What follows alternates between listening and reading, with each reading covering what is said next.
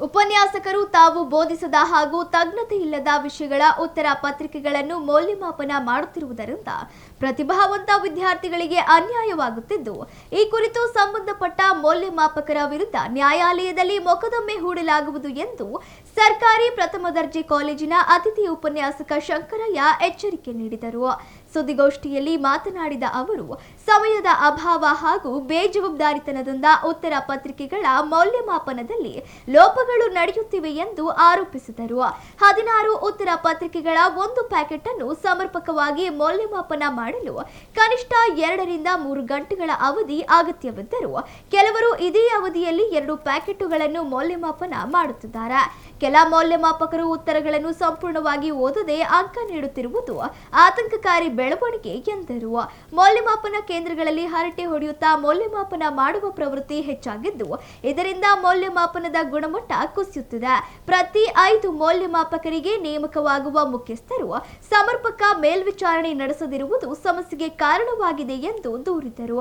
ಅತ್ಯಧಿಕ ಅಂಕ ಗಳಿಸುವ ಹಾಗೂ ರ್ಯಾಂಕ್ ಪಡೆಯುವ ಸಾಮರ್ಥ್ಯ ಹೊಂದಿರುವ ವಿದ್ಯಾರ್ಥಿಗಳಿಗೆ ಕಡಿಮೆ ಅಂಕಗಳು ಬರುವ ಮೂಲಕ ಅವರ ಶೈಕ್ಷಣಿಕ ಭವಿಷ್ಯಕ್ಕೆ ಧಕ್ಕೆ ಉಂಟಾಗುತ್ತಿದೆ ಎಂದರು. ಉತ್ತರ ಪತ್ರಿಕೆಗಳ ಅಪಮೌಲ್ಯ ಸಾಬೀತಾದ ಸಂದರ್ಭಗಳಲ್ಲಿ ವಿದ್ಯಾರ್ಥಿಗಳಿಂದ ಮರು ಮೌಲ್ಯಮಾಪನಕ್ಕಾಗಿ ಪಡೆದ ಶುಲ್ಕವನ್ನು ತಪ್ಪಿತಸ್ಥ ಅಧ್ಯಾಪಕರಿಂದಲೇ ದಂಡ ರೂಪದಲ್ಲಿ ವಸೂಲಿ ಮಾಡಿ ವಿದ್ಯಾರ್ಥಿಗಳಿಗೆ ಹಿಂದಿರುಗಿಸಬೇಕು.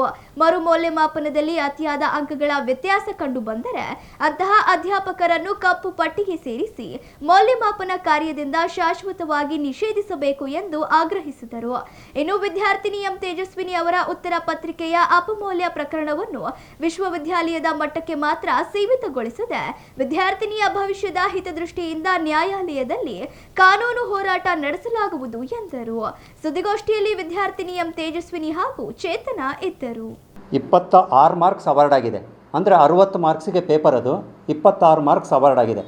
ಕಡಿಮೆ ಬಂದಿದೆ ಅಂತೇಳಿ ಮತ್ತೆ ರಿವ್ಯಾಲ್ಯೂಷನ್ಗೆ ಅಪ್ಲೈ ಮಾಡಿದಾಗ, ರಿವ್ಯಾಲ್ಯೂಷನ್ಗೆ ಅಪ್ಲೈ ಮಾಡಬೇಕು ಅಂತ ಹೇಳಿದ್ರೆ ಮೊದಲು ಜೆರಾಕ್ಸ್ ತರಿಸ್ಬೇಕು, ಅದಕ್ಕೆ 750 ರೂಪಾಯಿ ಕಟ್ಟಬೇಕು.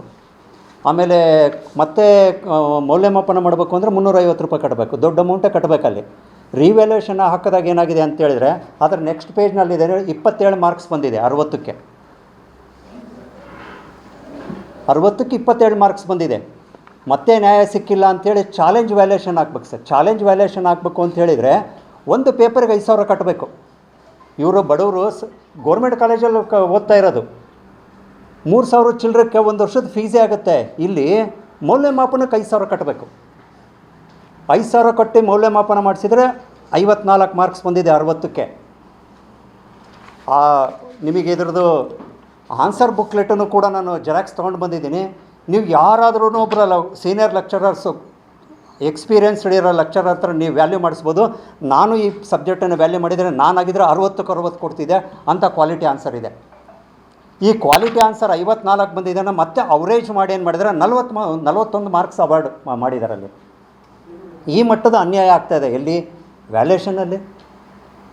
ನಾವು ವ್ಯಾಲ್ಯೂಷನ್ನಲ್ಲಿ ಇದನ್ನು ನಾನು ಹೆಚ್ಚು ಕಡಿಮೆ 10 ವರ್ಷದಿಂದ ಇದನ್ನು ನಾನು ಪ್ರತಿ ಸರಿ ವ್ಯಾಲ್ಯೂಷನಲ್ಲೂ ಕೂಡ ಗಲಾಟೆ ಮಾಡ್ತಾಯಿದ್ದೀನಿ. ಅಲ್ಲೊಂಥರ ವಿರೋಧ ಪಕ್ಷದ ನಾಯಕನ ಥರ ನಾನು ಕೆಲಸ ಮಾಡ್ತಾಯಿದ್ದೀನಿ.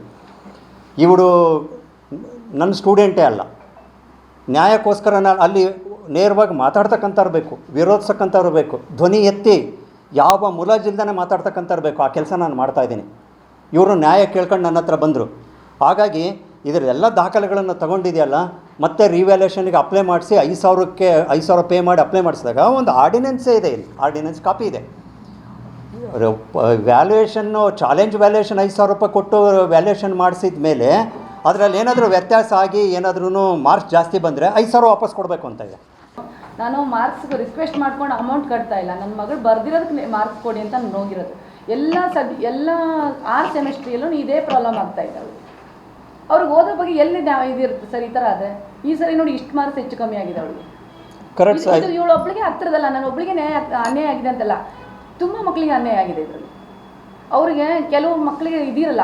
ನನಗೆ ಒಂದು ಟೈಮಲ್ಲಿ ಇದ್ದಿಲ್ಲ, ಇವಾಗ ಬಂದಿದೆ. ಅದ್ರ ಬಗ್ಗೆ ಕ್ವಶನ್ ಪೇಪರ್ ಆನ್ಸರ್ ಶೀಟ್ ತರಿಸ್ಬೇಕು. ಮಾರ್ಕ್ಸ್ ಬಂದ ದಿವಸನೇ ಇವಳು ಆನ್ಸರ್ ಶೀಟಿಗೆ ಅಪ್ಲೈ ಮಾಡ್ತೀನಮ್ಮ ಅಂದು ಅಪ್ಲೈ ಮಾಡಿ, ಅವಳು ಆನ್ಸರ್ ಶೀಟ್ ಅಪ್ಲೈ ಮಾಡಿ ನನಗೆ ಇಷ್ಟು ಮಾರ್ಕ್ಸ್ ಕಮ್ಮಿ ಬಂದಿದೆ, ನಾನು ಯಾರ ಹತ್ರ ವ್ಯಾಲ್ಯೂಯೇಷನ್ ಮಾಡಿಸ್ಕೊತೀನಿ ಅಂದ್ರೆ ಆಯಿತು ಮಾಡಮ್ಮ ಅಂದೆ. ಅದಕ್ಕೆ ಪ್ರೋತ್ಸಾಹ ಕೊಟ್ಟಿರೋದಕ್ಕೆ ನಾನು ಆಯಿತು, ಹೋಗ್ಲಿ ಬಿಡು ಪಾಸ್ ಆಗಿದೆಯಲ್ಲ ಅಂತ ನಂದು ಆಗಿದ್ರೆ ಏನಾಗ್ತಿತ್ತು? ಆಮೇಲೆ ಇಲ್ಲಿ ಒಂದು ಇನ್ನೊಂದು ಏನಂತ ಹೇಳಿದ್ರೆ ರೆಸ್ಪಾನ್ಸಿಬಿಲಿಟಿ ಎಲ್ಲೂ ಕರೆಕ್ಟ್ ಆಗಿಲ್ಲ. ಎಲ್ಲಿ ಒಂದು ಸ್ಟೇಷನಲ್ಲಿ ಹೋಗ್ಲೂ ನ್ಯಾಯ ಇಲ್ಲ, ಅದಲ್ಲಂತೂ ಇಲ್ಲಂತೂ ಅದೇ ದುಡ್ಡಲ್ಲೇ ಮುಳುಗೋಗಿದೆ ಎಲ್ಲ. ಆಮೇಲೆ ಎಲ್ಲಿ ಹೋಗಲಿ ಅವ್ರು ನ್ಯಾಯ ಇದ್ದಾಗ ವಿಡಿಯೋ ಮಾಡೋಕ್ಕೆ ಯಾರೂ ಅವಕಾಶ ಕೊಡೋದಿಲ್ಲ. ನ್ಯಾಯ ಇದ್ದಾಗ ಅವಕಾಶ ಕೊಡಬೇಕು ಅಂತ ನಾನು ಕೇಳ್ತೀನಿ.